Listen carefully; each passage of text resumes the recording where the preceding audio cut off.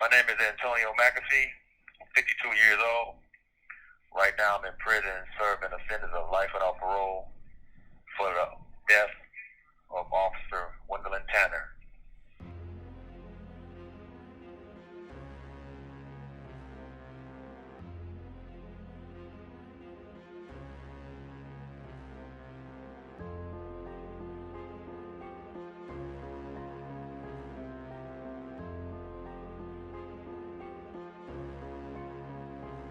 This is Tell Your Truth, a new segment for Put You On Notice podcast where, it pretty much speaks for itself. Today, we'll be talking about Antonio McAfee. I was contacted recently by Jimmy McAfee right here, and he's going to help this uncle Antonio McAfee tell his truth. Jimmy, I appreciate you joining us and reaching out to Put You On Notice podcast to help share this story. Now, can you tell us a little bit about Antonio? It's been 24 years since an incident. And the problem that I'm having with the case is I'm actually doing time for a crime his partner, Brian Ketterhagen, committed. On the night of the incident, Brian Ketterhagen thought he was shooting me, but in fact he was shooting his partner. The evidence in the case clearly show that that's actually what happened. Well, first and foremost, Antonio is my uncle. He is one of the most caring, loving guys you ever gonna meet in your life. He was not perfect. He's had issues and challenges, but Tone is the type of guy who you would want to be your uncle as well. He served his country in the military. He's a dad. He's a son. He's a brother. He's a role model. He's been a role model. I remember growing up, man. Tone was the type of guy that you felt safe around all the time. You had a good time around Tone. You could go to a dark alley and feel safe, not because he was some gang member, because he just had that nature as a protector, a comforter. He is an all-around good guy. I know it seems like I speak of him in the past tense like that, but he's the same person that he's always been. Tone, the type of uncle that everybody would want to have as. He is that uncle that everybody got, that cool uncle who you can just rely on and depend on. That's what Tone is. Today I'm here I'm just using this platform to try to bring some light to the situation and hopefully reach somebody that could that know anything about the situation and that can help me. Now, this case here happened a while ago. This case happened 24 years ago. And I've been in prison all that time, pretty much going after the evidence, which clearly showed that what I was saying was right all along. So, as a father, being in prison for 24 years now, how is Tone and his kids' relationship? It's strong. He's very influential over their lives. They're some young men now. He's been reaching out from behind those walls for 24 years from day one, finding out what's going on with them, stand on them about school, stand on them about their conduct, about their character. Just recently, I was talking with him, and he reached out. He was talking to his nephew, his son, who stays with my grandparents, and just the dynamics of their relationship. Man, I was so impressed because he loved his kids more than anything in the world. And now he's trying to come out because he don't want them to go through some of the mistakes that he went through. That's what Tone is. He's a great dad. Let me, just for those of you who don't know, who are not familiar with what happened, I'm going to break it down just so you can have a clear understanding as far as what, just the facts of the case. I was approached on September 7th. I was approached by Brian Ketterhagen and his partner, Tanner. According to their testimony, they thought I was someone else. I fit the description of a burglary suspect. At the time, I was a felon in possession of a firearm. And when I noticed them, I ran. I ran, and they chased me. During the chase, I fell. I had the weapon on me. The weapon came out of my hand. I picked it up and I fired it 3 times. Brian Ketterhagen heard the shots. He got out of his car. He fired into an area. He fired 124 feet into an area with an 8-foot tall fence, a full tree overhead, and a street light above. He was fired at a silhouette, which he thought was me. It was his partner. Okay, so we here at the scene. 24 years ago. Right. 24 years ago. What's your theory? My theory, first off, we were at a party over here, in this area over here. My theory is that my uncle was in this area right here using the bathroom, and the police came through the alley to see what he was doing. Right. They weren't in any type of uniform or anything like that. And that my uncle took off running through this alley here. There used to be a fence right here. And my uncle obviously ran through this alley here because I got an aunt that lives in the area when he was in pursuit. He turned around and fired to slow the guys down, to slow the cops down. And it was then that he dropped his weapon, but Brian Ketterhagen began to fire from his car, which was a position at this angle over here. See where that sign is right there? Okay. Parking thing. He was parked right there allegedly. But my uncle and Officer Tanner looked so much alike. Back to my theory.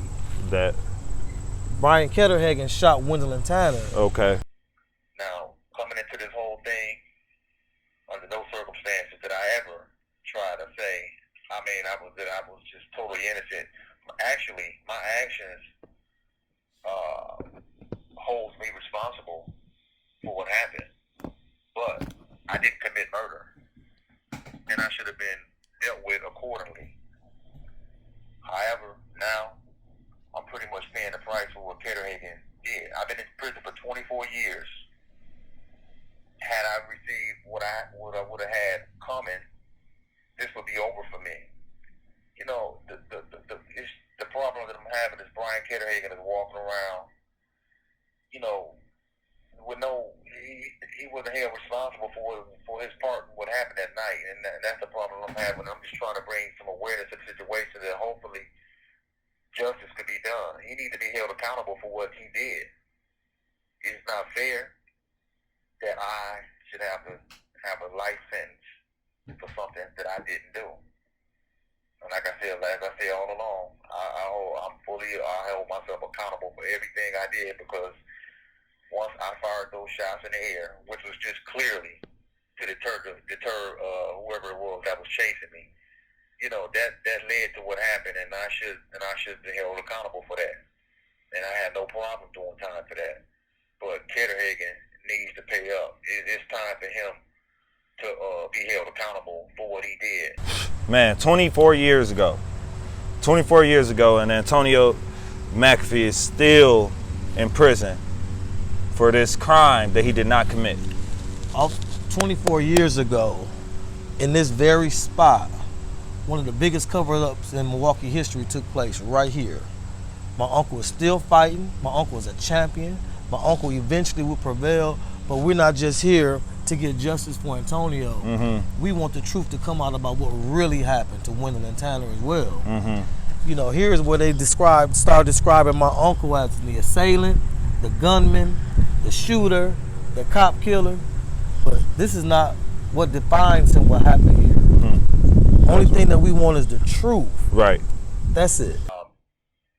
Throughout this whole period, these 24 years, you know, my sons, they're my life, and my sole focus was to maintain a relationship with my kids, and I've been able to do that. I come from a strong family. My background, my family support is strong. My family, they've been there with me from day one, with nothing but unconditional love and support throughout this whole process. I draw strength from my parents, my mother and my father, especially my father. My father. All calls other than properly placed attorney calls may be monitored and recorded. My father instilled in me a long time ago the true meaning of mental toughness and perseverance that I carry on to this day, and it got me through this whole situation. I dealt with it with nothing but strength, you know, and I'm looking forward. All I can do is look forward. So, grounded. That's what kept me grounded throughout all these years. And we fight. We're gonna keep fighting. We're gonna keep fighting. And hopefully, my hopes in doing this is to reach someone, even if it's one person that knows something about this case that can help with any way they can, because it's clear. I mean, I have evidence. I mean, I have documentation to prove that this is not. Ketterhagen tried this exact same thing before, but only this time he got caught. During the trial, it was just my word against his, and by him being a police officer, my word didn't matter. So I'm just hoping that I can use this platform. This platform could be helpful in me reaching out to at least somebody. I know there's somebody out there that knows something about this situation and that can help. So, and that's why I'm here today. So why now? Now, because anytime justice is delayed, justice is denied. That's why. And right now is the right time for my uncle to come home. He served his time for the crime that he committed. Mm-hmm. And justice was denied him, and it can't be delayed any longer. And we just can't, in good conscience, continue to sit on our hands while our uncle is in prison for something that he didn't do. If I'm wrong, I'm wrong. And if there's consequences, I deal with them. Especially for anything that I'm responsible, I always deal with consequences. Whatever the consequences may be, I deal with them.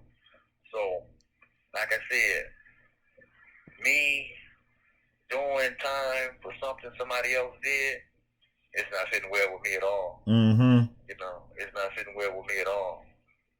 But, I try not to be bitter. I try to stay focused, remain focused, and just concentrate on my family. My family and making this thing right. So I'm hanging in there, and I'm gonna continue to hang in there, and I'll continue to fight to the end. So this will never be over. How can people find you, and how can people? You guys have a GoFundMe set up for Antonio? Yes, we do. Right now, we had set up the Justice for Antonio McAfee page on Facebook. And on Facebook, there is a link for a GoFundMe, and that GoFundMe is just to help with support to legal support, things that we might need as far as in our organizational processes to get the word out about Antonio. Okay. Every dollar is accounted for. We're not begging for money, but if you believe in justice and you believe in doing the right thing, that is some place that a person could sow a seed at and expect to get the results from the money that they're doing. Mm-hmm. And you have an event coming up on the 7th. September the 7th, in this very area, we'll be demonstrating to launch the official Justice for Antonio McAfee campaign, because the fight just started.